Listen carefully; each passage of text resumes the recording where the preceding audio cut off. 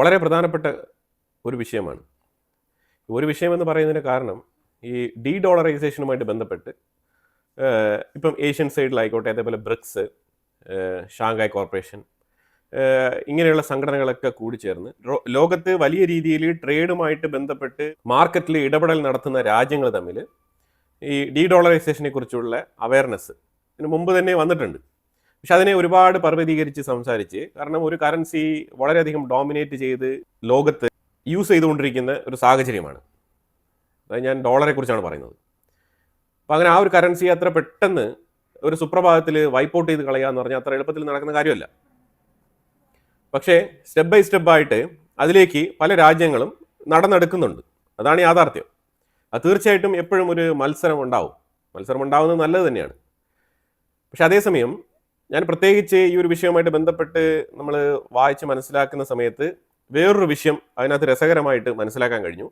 അതായത് റഷ്യയും അമേരിക്കയും തമ്മിലുള്ള രഹസ്യ ഇടപാടുകൾ, നീക്കങ്ങൾ എന്താണ്, നിലവിൽ യൂറോപ്പും ഉക്രൈനും തമ്മിലുള്ള ബന്ധത്തിനെ എങ്ങനെയാണ് റഷ്യൻ പ്രസിഡന്റ് വ്ളാഡിമിർ പുടിൻ അതിൽ നിന്നും യൂറോപ്പിനെ സെപ്പറേറ്റ് ആക്കുകയും അതിലൂടെ അമേരിക്കയിൽ നിന്നും യൂറോപ്പിനെ വെട്ടിമാറ്റുകയും ചെയ്യുന്ന രീതിയിൽ ഒരു ഡിപ്ലോമസിക്ക് തുടക്കം കുറിച്ചിട്ടുണ്ട്.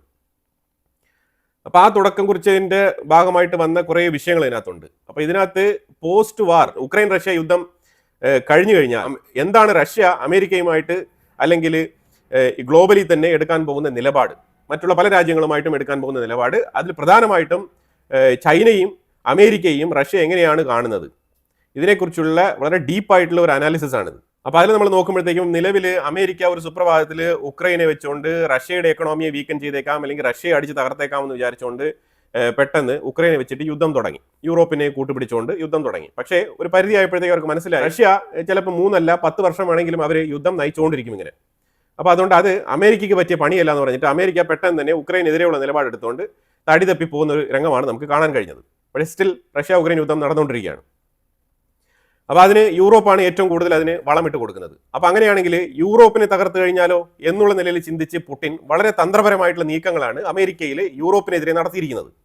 അപ്പോൾ ഇത് യൂറോപ്പിനെ ഫ്യൂച്ചറിലായിരിക്കും ബാധിക്കാൻ പോകുന്നത്. ഇപ്പം നിലവിൽ യൂറോപ്പിന് ഒരു പ്രശ്നവും റഷ്യയെ കൊണ്ടിട്ടാകാൻ പോകുന്നില്ല. പക്ഷേ റഷ്യയുടെ ഫ്യൂച്ചറിസ്റ്റിക് ആയിട്ടുള്ള തീരുമാനങ്ങൾ, ഡിപ്ലോമാറ്റിക് തീരുമാനങ്ങൾ, അമേരിക്കയുമായിട്ടുള്ള കൂട്ടുകെട്ട് യൂറോപ്പിനെ സാരമായി മാത്രമല്ല നല്ല രീതിയിൽ യൂറോപ്പിന് ആ ഒരു ഇമ്പാക്റ്റ് ഉണ്ടാക്കും. ഞാൻ പറയുന്നത് എക്കണോമിക് ഇമ്പാക്റ്റ് ഉണ്ടാക്കും. യൂറോപ്പിന്റെ ചെലവ് വർദ്ധിക്കും, അവിടെ ഇൻഫ്ലേഷൻ കൂടും. യൂറോപ്പ് എക്കാലത്തും മുന്നോട്ട് വരാൻ പറ്റാത്തൊരു സാഹചര്യത്തിൽ ഇഴഞ്ഞിഴഞ്ഞ് നീങ്ങുന്ന ഒരു സാഹചര്യമായി തുടരും. ആ രീതിയിലേക്കാണ് Russian president Vladimir Putin post Ukraine Russia വാറിന് ശേഷമുള്ള പദ്ധതിക്ക് തുടക്കം കുറിച്ചിരിക്കുന്നത്. ഇത് അമേരിക്കയും റഷ്യയും തമ്മിൽ ഓൾറെഡി തന്നെ സംസാരിച്ച് റെഡിയാക്കി വെച്ചിരിക്കുന്ന പദ്ധതികളാണ്. ഈ പദ്ധതി നടന്നു കഴിഞ്ഞാൽ ഇത് സ്റ്റെപ്പ് ബൈ സ്റ്റെപ്പ് ആയിട്ടായിരിക്കും നടക്കുന്നത്. പക്ഷേ അതേസമയം ഇതിനകത്ത് ഒരുപാട് പ്രശ്നങ്ങളും അങ്ങോട്ടും ഇങ്ങോട്ടുള്ള ഈഗോ ക്ലാഷ് ഇതൊക്കെ വരാനുള്ള സാധ്യതയുണ്ട്. പക്ഷേ എന്നാലും അമേരിക്കയും റഷ്യയും തമ്മിൽ ഈ റോഡ് മാപ്പിലൂടെ സഞ്ചരിക്കാനുള്ള സാധ്യത വളരെ കൂടുതലാണ്. കാരണം ഇത് അമേരിക്കയ്ക്ക് ഗുണം ചെയ്യുന്ന പരിപാടിയും കൂടിയാണ്. അത് കൃത്യമായിട്ടുള്ള ഓഫറാണ് റഷ്യ അമേരിക്കയ്ക്ക് കൊടുത്തിരിക്കുന്നത്. ഡീ ഡോളറൈസേഷനെ സംബന്ധിച്ചിടത്തോളം റഷ്യ ഇന്ത്യയുടെ അതേ മാർഗത്തിലേക്ക് വരികയാണ്. ഇന്ത്യയുടെ അതേ മാർഗത്തിലേക്ക് വരാനുള്ള കാരണം എന്താണെന്ന് പറഞ്ഞാൽ ബ്രിക്സ് കറൻസി സാധ്യമല്ല. കാരണം അവിടെ ചൈനയുടെ ആധിപത്യം. അത് തന്നെയാണ് ഇന്ത്യയുടെയും പ്രശ്നം, അത് തന്നെയാണ് റഷ്യയുടെയും പ്രശ്നം. റഷ്യ ഇപ്പോൾ നിലവിൽ 30% ഡിസ്കൗണ്ടിനാണ് ചൈനയ്ക്ക് ഓയിൽ കൊടുത്തുകൊണ്ടിരിക്കുന്നത്.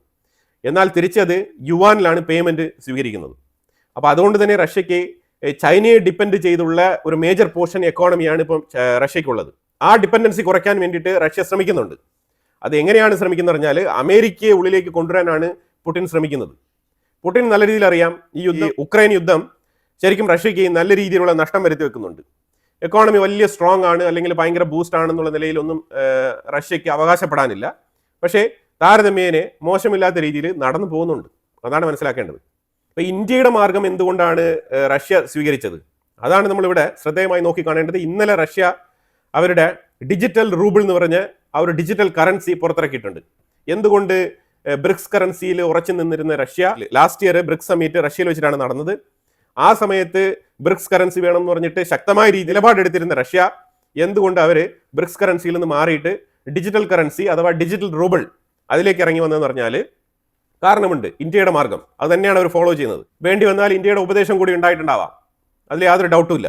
കാരണം ഇന്ത്യ എന്തുകൊണ്ട് ബ്രിക്സ് സംഘടനയിൽ ഡിജിറ്റൽ റുപ്പി എന്ന് പറഞ്ഞ ആ കറൻസി രൂപീകരിച്ചിട്ട് മാറി നിൽക്കുന്നത്, എന്തുകൊണ്ട് ഇന്ത്യ മൾട്ടി കറൻസി ട്രാൻസാക്ഷനെ പ്രോത്സാഹിപ്പിക്കുന്നത് എന്നുള്ള ചോദ്യത്തിന് പലതവണയായിട്ട് ഇന്ത്യ ഉത്തരം കൊടുക്കുന്നുണ്ടല്ലോ. അപ്പോൾ തീർച്ചയായിട്ടും റഷ്യയും ഇന്ത്യയും തമ്മിലുള്ള ചർച്ചയിൽ ഇത് വളരെ എലോബറേറ്റഡ് ആയിട്ട് തന്നെ ഡിസ്കസ് ചെയ്യപ്പെട്ടിട്ടുണ്ട്. അതുകൊണ്ട് തന്നെയാണ് പുടിൻ ഇതേപോലെ ഡിജിറ്റൽ റൂബിൾ എന്ന് പറഞ്ഞ ഡിജിറ്റൽ കറൻസി പ്രഖ്യാപിച്ചുകൊണ്ട് ഇപ്പോൾ മുന്നോട്ട് വന്നിരിക്കുന്നത്. ഇതുകൊണ്ട് ബ്രിക്സിന്റെ ഉള്ളിലെ ഒരു യൂണിഫൈഡ് കറൻസി എന്നുള്ള ആ ഒരു പദ്ധതി എന്നേക്കുമായിട്ട് ഇല്ലാതാവുകയാണ്. പ്രധാനപ്പെട്ട കാരണം ഇതിൽ താല്പര്യമുള്ളത് ചൈനയ്ക്കാണ്. അപ്പോൾ ചൈനയ്ക്ക് മാത്രം ഇതിനകത്ത് ഇപ്പം നിലനിൽക്കാൻ കഴിയില്ല. ചൈന കഴിഞ്ഞ 18 വർഷങ്ങളിൽ ഇല്ലാത്തത്രത്തോളം US-ന്റെ ബോണ്ട് വിറ്റഴിച്ചിട്ടുണ്ട്. ഏതാണ്ട് 1.2 ട്രില്യൺ റേഞ്ചിലിരുന്ന US-ന്റെ ബോണ്ട് ചൈന കുറച്ച് 600 ബില്യണിലേക്ക് ആക്കിയിട്ടുണ്ട്. ബാക്കിയുള്ള അത്രയും ബോണ്ട് വിറ്റിട്ട് അതിന് പകരമായിട്ട് ചൈന ഗോൾഡാണ് പർച്ചേസ് ചെയ്ത് വെച്ചിരിക്കുന്നത്. അപ്പോൾ ഈ ഗോൾഡിലൂടെ അവരുടെ യുവാൻ ഡിജിറ്റൽ കറൻസിയെ ശക്തിപ്പെടുത്താനാണ് ചൈന ഒരുങ്ങുന്നത്. അപ്പോൾ അതായത് digital currency in China, digital currency in Russia, digital currency in India. ഇനി ബ്രസീലും ഇതുമായിട്ട് ബന്ധപ്പെട്ട് നീക്കങ്ങൾ നടത്തുമെന്നാണ് മനസ്സിലാക്കാൻ പറ്റുന്നത്. അതായത് ബ്രിക്സിൽ മെമ്പർഷിപ്പിലുള്ള പ്രധാനപ്പെട്ട 3 രാജ്യങ്ങളും ഡിജിറ്റൽ കറൻസി ഫോർമാറ്റിലേക്ക് വരികയാണ്. അപ്പോൾ ഇതിലൂടെ ഡോളറൈസേഷൻ തന്നെയാണ് ഉദ്ദേശിക്കുന്നത്. പക്ഷേ ഡയറക്റ്റ് ആയിട്ട് ഒരു കറൻസി രൂപീകരിച്ച് അവിടെ ഒരു വെല്ലുവിളി ഉയർത്തുന്നില്ല, അവിടെ ഒരു മത്സരം ഉയർത്തുന്നില്ല.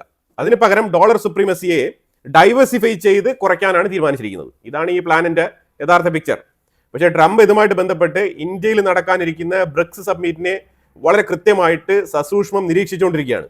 എന്തിനാണെന്ന് പറഞ്ഞാൽ 100% താരിഫ് ഇടും എന്ന് പറഞ്ഞിട്ടാണ് ട്രംപ് ബ്രിക്സ് രാജ്യങ്ങൾക്കെതിരെ ഭീഷണി മുഴക്കിയിരിക്കുന്നത്. അപ്പോൾ ഇത്തവണ ഇന്ത്യയിൽ വെച്ച് നടക്കുന്ന ബ്രിക്സ് സബ്മിറ്റിൽ ഇന്ത്യ ഓപ്പൺ ആയിട്ട് ഈ കറൻസിയുമായിട്ട് ബന്ധപ്പെട്ട വിഷയത്തിലേക്ക് ഒരു ഫോക്കസ് ചെയ്യില്ല എന്നാണ് പരമാവധി അനലിസ്റ്റുകൾ വിലയിരുത്തുന്നത്. പകരം ഗ്ലോബൽ സൗത്ത്, പുതിയ മെമ്പേഴ്സുമായിട്ട് ബന്ധപ്പെട്ട വിഷയങ്ങൾ, അതുപോലെ ഫ്യൂച്ചർ എക്കണോമിക് ടൈപ്പ്, പിന്നെ ഡിജിറ്റൽ ടെക്നോളജി, അതുപോലെ ഡേറ്റാ സെന്റർ, ഇതുമായിട്ട് ബന്ധപ്പെട്ട വ്യാപാര മേഖലകളെ കുറിച്ചുള്ള ഡിസ്കഷൻ ആയിരിക്കും ഏറ്റവും കൂടുതൽ അവിടെ ശ്രദ്ധാകേന്ദ്രമാകാൻ പോകുന്നത് എന്നാണ് മനസ്സിലാക്കാൻ പറ്റുന്നത്.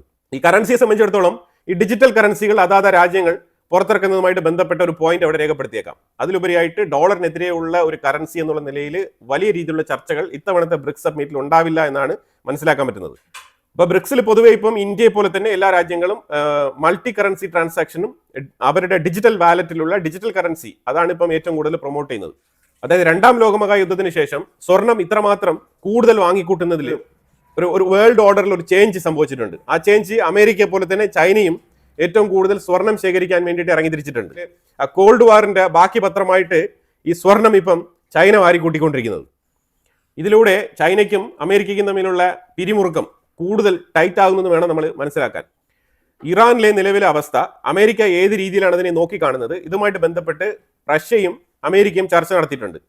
ഇറാനിൽ റെജീം ചേഞ്ച് നടക്കുന്നെങ്കിൽ അതൊരു സൈഡിൽ നടക്കട്ടെ, അതല്ലാന്നുണ്ടെങ്കിൽ ഇറാന്റെ എണ്ണ സമ്പത്തും റഷ്യയുടെ എണ്ണ സമ്പത്തും ഇത് രണ്ടുമാണ് ഇപ്പോൾ ഗ്ലോബലി തനിച്ച് സെപ്പറേറ്റ് ആയിട്ട് നിൽക്കുന്ന ഓയിൽ മാർക്കറ്റുകൾ. അതേസമയം മറ്റുള്ള എല്ലാ മേഖലകളിലും ഏകദേശം അമേരിക്ക ഇടപെട്ട് ഒരു തരത്തിൽ എല്ലാം കോർഡിനേറ്റ് ചെയ്ത് അവരുടെ കീഴിലേക്ക് ആക്കിയിട്ടുണ്ട്. അപ്പോൾ ഈ ഓയിൽ ഡിപ്ലോമസി എന്ന് പറയുന്നത് ശരിക്കും ആഫ്രിക്കയിലുള്ള ലിബിയ അതുമാതിരിപ്പെട്ട കുറച്ച് ഇല്ലീഗൽ ട്രേഡേഴ്സിനെ ഒഴിച്ചു കഴിഞ്ഞാൽ ബാക്കിയെല്ലാം തന്നെ അമേരിക്കയുടെ കൺട്രോളിലാണ്. അപ്പോൾ അതുകൊണ്ട് റഷ്യ കൃത്യമായിട്ടുള്ള നെഗോസിയേഷനാണ് ഈ മേഖലയിൽ അമേരിക്കയ്ക്ക് ഓപ്പൺ ചെയ്ത് കൊടുത്തിരിക്കുന്നത്. അതായത് എൻറ്റയർ ഓയിൽ മൊത്തത്തിൽ അമേരിക്കയുടെ കീഴിൽ പോയാൽ എങ്ങനെയായിരിക്കും, ഇൻക്ലൂഡിങ് റഷ്യ. ഈ ഓപ്ഷനാണ് റഷ്യ അമേരിക്കയ്ക്ക് ഓപ്പൺ ചെയ്തിരിക്കുന്നത്. അപ്പോൾ റഷ്യ പറഞ്ഞിരിക്കുന്നത് റഷ്യയിലുള്ള ഓയിൽ കമ്പനികളിൽ റഷ്യയിലുള്ള എണ്ണ വ്യാപാരം അമേരിക്കൻ കമ്പനികൾ നടത്താനും ആ എണ്ണ വ്യാപാരം ഡോളറിൽ തന്നെ നടത്താനും റഷ്യക്ക് സമ്മതമാണ് എന്നാണ് റഷ്യ അമേരിക്കയെ അറിയിച്ചിരിക്കുന്നത്. അപ്പോൾ ഇതിലൂടെ ഷെവ്രോൺ പോലത്തെ കമ്പനികൾ, ഹെക്സോൺ മൊബൈൽ പോലത്തെ കമ്പനികൾ, ഇതേപോലത്തെ കമ്പനികളൊക്കെ റഷ്യക്കുള്ളിൽ പോയിട്ട് അവിടുത്തെ എണ്ണ കമ്പനികൾ ഏറ്റെടുക്കുകയും അവിടെ നിന്ന് കൃത്യമായിട്ട് എണ്ണ വിൽപ്പന നടത്തി റഷ്യക്കുള്ള മേജർ പോർഷൻ കൊടുക്കുക, അതേപോലെ ഈ കമ്പനികൾക്കുള്ള ലാഭവും സ്വന്തമാക്കുക. ഇതാണ് ഉദ്ദേശിക്കുന്നത്. അപ്പോൾ റഷ്യക്ക് എല്ലാ കാലത്തും ഒരു നിരോധനങ്ങളും ഇല്ലാത്ത അവസ്ഥയിൽ എണ്ണ വിൽക്കാൻ കഴിയും. ഇത് നമ്പർ 1. ഇതുപോലെ റെയർ എർത്ത് എലമെന്റ്സുമായിട്ട് ബന്ധപ്പെട്ട കരാറും പുടിൻ തയ്യാറാക്കുന്നുണ്ട്. റെയർ എർത്ത് എലമെന്റ്സ് ബന്ധപ്പെട്ട വിഷയത്തിൽ ഏതൊക്കെ ഫോറിൻ കമ്പനികൾ അഥവാ അമേരിക്കൻ കമ്പനികൾ റഷ്യക്കുള്ളിൽ വരുന്നു അവർക്കൊക്കെ ഡോളറിൽ തന്നെ കച്ചവടം നടത്താം. ഇത് ഡോളറിനെ ശക്തിപ്പെടുത്തും. അപ്പോൾ അതായത് ഡോളറിനെ എക്കാലത്തും ശക്തിപ്പെടുത്തുന്ന രീതിയിൽ റഷ്യ ചിന്തിക്കുന്നതായിട്ട് അമേരിക്കയെ ധരിപ്പിക്കുന്നുണ്ട്. അതേസമയം മൾട്ടി കറൻസി ട്രാൻസാക്ഷനുമായിട്ട് ബന്ധപ്പെട്ട് ബ്രിക്സ് സംഘടനകൾ ഏഷ്യൻ സംഘടനകളുമായിട്ട് ചേർന്ന് ആ രീതിയിലും പ്രവർത്തിക്കുന്നുണ്ട്. അപ്പോൾ ഇതിൽ കൃത്യമായിട്ട് 2 സൈഡിലും റഷ്യ ഒരു ഗെയിം പ്ലേക്കാണ് ഇവിടെ തുടക്കം കുറിച്ചിരിക്കുന്നത്. അമേരിക്കയുടെ ബ്രാൻഡഡ് ഷോപ്പുകളായിട്ടുള്ള പല ഷോപ്പുകൾ, KFC പോലത്തെ ബ്രാൻഡഡ് ഷോപ്പുകളെല്ലാം തന്നെ അവിടെ നിന്ന് പൂട്ടിപ്പോയിട്ടുണ്ട്. അപ്പോൾ അവർ തിരിച്ചു വന്ന് അവിടെ ഔട്ട്ലെറ്റ് തുടങ്ങാൻ വേണ്ടിയിട്ടുള്ള കോമ്പൻസേഷൻ അത് റഷ്യ കൊടുക്കാമെന്ന് പറഞ്ഞിട്ടുണ്ട്. ഇതിലൂടെ വീണ്ടും അമേരിക്കൻ കമ്പനികൾ റഷ്യയുടെ ഉള്ളിലേക്ക് അനായാസം ചെന്ന് കച്ചവടം നടത്താനുള്ള സാഹചര്യത്തിന് ഒരു ഡോർ തുറക്കുകയാണ്, ഒരു വാതിൽ തുറക്കുകയാണ് പുടിൻ ചെയ്തിരിക്കുന്നത്. ഇതെല്ലാം റഷ്യ എന്തുകൊണ്ടാണ് അമേരിക്കയ്ക്ക് ഓഫർ ചെയ്യുന്നത് എന്ന് ചോദിച്ചു കഴിഞ്ഞാൽ ഇതിലൂടെ അമേരിക്കയല്ല ലക്ഷ്യം വെക്കുന്നത്. ഇതിലൂടെ പുടിൻ ലക്ഷ്യം വെക്കുന്നത് യൂറോപ്പിനെ സെപ്പറേറ്റ് ചെയ്യുക എന്നുള്ളതാണ്. ഇതൊക്കെ കൊണ്ട് തന്നെയാണ് അമേരിക്ക റഷ്യയോടൊപ്പം ശക്തമായ നിലപാടെടുത്ത് മുന്നോട്ട് പോകുന്നത്. ഉക്രൈൻ എന്തുകൊണ്ട് കൂടുതൽ യുദ്ധം നടത്താനുള്ള പ്രചോദനം കൊടുക്കുന്നില്ല എന്ന് പറഞ്ഞാൽ ഇതാണ് അതിന്റെ പുറകിലുള്ള കാരണം. ഇനി ഒരുപക്ഷെ നമുക്ക് തോന്നാം പുടിൻ അമേരിക്കയ്ക്ക് കീഴടങ്ങിയോ, എന്നാൽ റഷ്യ ഒരിക്കലും അമേരിക്കയ്ക്ക് കീഴടങ്ങിയിട്ടില്ല. ഇത് വളരെ തന്ത്രപരമായിട്ടുള്ള തീരുമാനമായിട്ടാണ് വിലയിരുത്തപ്പെടുന്നത്. എന്തുകൊണ്ടെന്ന് പറഞ്ഞാൽ ഇതിന്റെ പുറകിലിരിക്കുന്ന വിഷയം നമ്പർ 1, ഡോളർ ട്രാൻസാക്ഷൻ അംഗീകരിക്കുന്നതിലൂടെ അമേരിക്കയുടെ റഷ്യയ്ക്ക് മേലിരിക്കുന്ന ആ ഉപരോധം പൂർണ്ണമായിട്ട് നീക്കിക്കളയാൻ റഷ്യയ്ക്ക് സാധിക്കും. നമ്പർ 1 പോസിറ്റീവ് പോയിന്റ് ആണ്. ഇതൊക്കെ ഉക്രൈൻ റഷ്യ യുദ്ധം തീർന്നു കഴിഞ്ഞാൽ ഉണ്ടാകാൻ പോകുന്ന സംഭവ വികാസങ്ങളാണ്. ഇങ്ങനെയായിരിക്കും റഷ്യ അവരുടെ എക്കോണമി വീണ്ടെടുക്കാൻ ശ്രമിക്കുന്നത്. അതാണ് കൃത്യമായിട്ട് ഇവിടെ റഷ്യയുടെ ഗവൺമെന്റിന്റെ സൈഡിലുള്ള മെമോ തന്നെയാണ് ലീക്ക് ആയിരിക്കുന്നത്. ആ മെമോയിലുള്ള കാര്യങ്ങളാണ് ഞാൻ ഇവിടെ പറഞ്ഞുകൊണ്ടിരിക്കുന്നത്. അപ്പൊ സാങ്ഷൻ എടുത്തു മാറ്റും. ഇനി റഷ്യയിലുള്ള എണ്ണ കമ്പനികളും ഗ്യാസ് കമ്പനികളെല്ലാം തന്നെ അമേരിക്കൻ കമ്പനികൾ ഏറ്റെടുക്കുന്നതോടെ അവർ ഡോളറിലൂടെ അതിന്റെ ട്രേഡിംഗ് നടത്തി തുടങ്ങുന്നതിലൂടെ സംഭവിക്കാൻ പോകുന്നത് യൂറോപ്പിനുള്ള തിരിച്ചടിയാണ്. കാരണം ഇത്രയും നാളും ചീപ്പ് ആൻഡ് ബെസ്റ്റ് ആയിട്ട് കുറഞ്ഞ വിലയിൽ കുറഞ്ഞ നിരക്കിൽ യൂറോപ്പിന് ഗ്യാസ് കിട്ടിയിരുന്നു, യൂറോപ്പിന് ഓയിൽ കിട്ടിയിരുന്നു. ഇനി യൂറോപ്പ് റഷ്യക്ക് ഡോളർ കൊടുത്ത് എണ്ണ വാങ്ങേണ്ടി വരും, അതുപോലെ തന്നെ ഗ്യാസ് വാങ്ങേണ്ടി വരും. അതിന്റെ പേയ്മെന്റ് നിശ്ചയിക്കുന്നത് ആഗോളതലത്തിൽ അമേരിക്ക ഗ്ലോബൽ മാർക്കറ്റിൽ എന്ത് പ്രൈസിന് കൊടുക്കുന്നു അതേ പ്രൈസ് തന്നെ കൊടുക്കേണ്ടി വരും. ചീപ്പർ ഓയിൽ കിട്ടില്ല, ചീപ്പർ ഗ്യാസ് കിട്ടില്ല. ഇത് ആർക്കാണ് ദോഷം ചെയ്യുക? ഇത് യൂറോപ്പിന് ദോഷം ചെയ്യും. അപ്പോൾ യൂറോപ്പിന് കൂടുതൽ എക്സ്പെൻസസ് ഉണ്ടാവും. കൂടുതൽ പണം മുടക്കി ഡോളർ ട്രാൻസാക്ഷനിലൂടെ എണ്ണയും ഗ്യാസും വാങ്ങേണ്ടി വരും, എനർജി പർച്ചേസ് ചെയ്യേണ്ടി വരും. അവരുടെ രാജ്യത്തിനുള്ളിൽ ഇൻഫ്ലേഷൻ കൂടും. ഇത് തികച്ചും യൂറോപ്പിനെ ബാധിക്കുമെന്നുള്ളത് 100% ഉറപ്പുള്ള കാര്യമാണ്. അതിലൂടെ റഷ്യയും അമേരിക്കയും തമ്മിലുള്ള ബന്ധം ഇൻഡയറക്ട്ലി കൂടുതൽ ശക്തമാകുകയും അമേരിക്ക റഷ്യക്കെതിരെ പ്രത്യക്ഷത്തിൽ വലിയ നടപടികളൊന്നും തന്നെ എടുക്കാത്തൊരവസ്ഥ രൂപപ്പെടും. യൂറോപ്പ് എന്നേക്കുമായിട്ട് ഐസൊലേറ്റ് ചെയ്യപ്പെടും. ഇതാണ് റഷ്യയുടെ പോസ്റ്റ് റഷ്യ ഉക്രൈൻ വാറിന് ശേഷം വരാൻ പോകുന്ന ഫോറിൻ പോളിസി. ഇനി ഇതിലൂടെ സൈഡ് ലൈനിൽ മറ്റൊരാളുണ്ട്, ചൈന ഇപ്പം 30% ഡിസ്കൗണ്ടിലാണ് എണ്ണ വാങ്ങിച്ചുകൊണ്ടിരിക്കുന്നത് റഷ്യയുടെ പക്കൽ നിന്ന്. ഇതും നിലയ്ക്കും. ഈ 30% ഡിസ്കൗണ്ട് പിന്നീട് കിട്ടില്ല. അപ്പൊ എത്രയും വേഗം റഷ്യ ഉക്രൈൻ യുദ്ധം നിൽക്കുന്നോ അത്രയും വേഗം ഇവിടെ ഒരു ഗ്ലോബൽ ഓർഡർ ചേഞ്ച് വരാൻ പോവാണ്.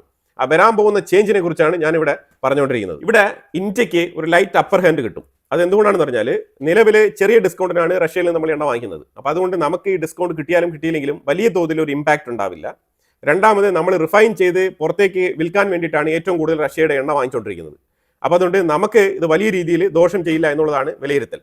പിന്നെ അമേരിക്കയുമായിട്ടും റഷ്യയുമായിട്ടും ഇന്ത്യക്കുള്ളത് വളരെ നല്ല റിലേഷൻഷിപ്പാണ്.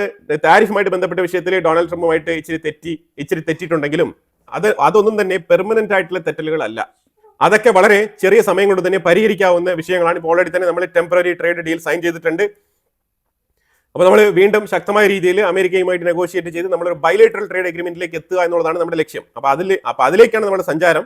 അതുകൊണ്ട് തന്നെയാണ് ഇത്തവണത്തെ ബ്രിക്സിൽ ഈ ഡി ഡോളറൈസേഷൻ വലിയ രീതിയിൽ ചർച്ചയാവില്ല എന്ന് ഞാൻ പറയാനുള്ള ഒരു കാരണം. ഇനി അഥവാ അത് ചർച്ചയായി കഴിഞ്ഞാൽ സീൻ വേറെ ആയിരിക്കും. നമ്മൾ ആദ്യം പറഞ്ഞതുപോലെ ഒരു 100% താരിഫ്, ഗ്ലോബൽ ട്രേഡ് പ്രഷർ വീണ്ടും വരും.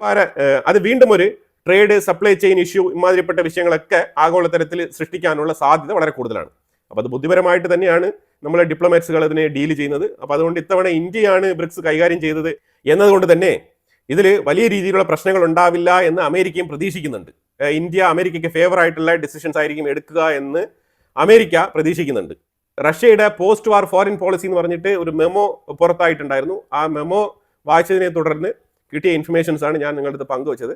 ഇതിനെക്കുറിച്ചുള്ള അഭിപ്രായങ്ങൾ കമന്റ് ബോക്സിൽ രേഖപ്പെടുത്തുക. കൂടുതൽ വാർത്തകളുമായിട്ട് അടുത്ത വീഡിയോയിൽ വരാം. Thank you so much.